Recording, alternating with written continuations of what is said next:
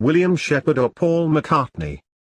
If Billy Shear's Shepard did indeed replace Paul McCartney in 1966, would we be able to tell the difference between the two by studying the music of both people? Is it possible for an imposter to copy the talents of Paul McCartney? Yes, I believe it is possible. In fact, it might be easier than you think.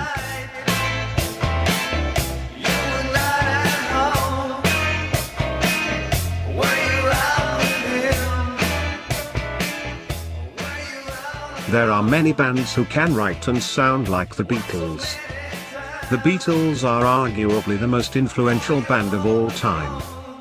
There are plenty of artists who have written in the style of the Beatles and Paul McCartney.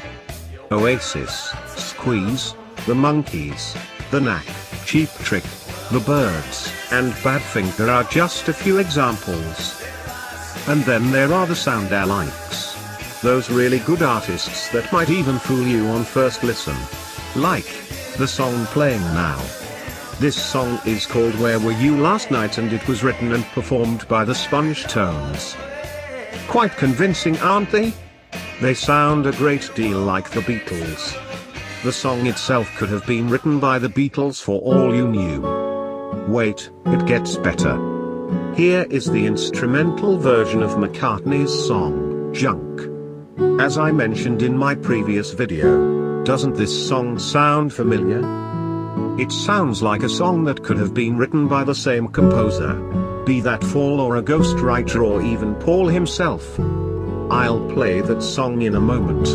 And now that you've heard Junk, pay close attention to the structure of both songs. The sophistication of the writing, not to mention the bass playing. They are both remarkably similar.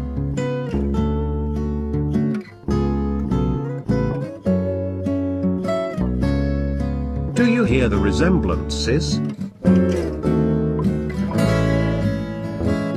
There are some curiously odd red flags about this song and the mystery surrounding it. First off, the music itself is odd. I have not come across any other music with the same fingerprint as this one. The writing style is dead on, which makes it stand apart from other sound-alikes. Secondly, this group, who goes by the name of Famous Groupies, which by the way is taken from an old Wings song.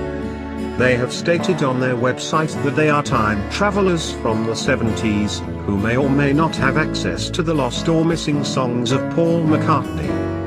What an incredibly odd thing to say. To suggest that you have access to the lost songs of Paul McCartney is curiously suspicious indeed. Also, on their site, they introduce the bass player as Faul McKenzie. That is certainly a very odd thing to offer.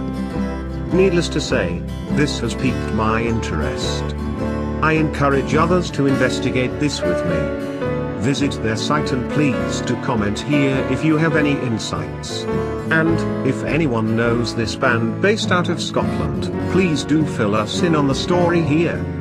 www.famousgroupies.rocks.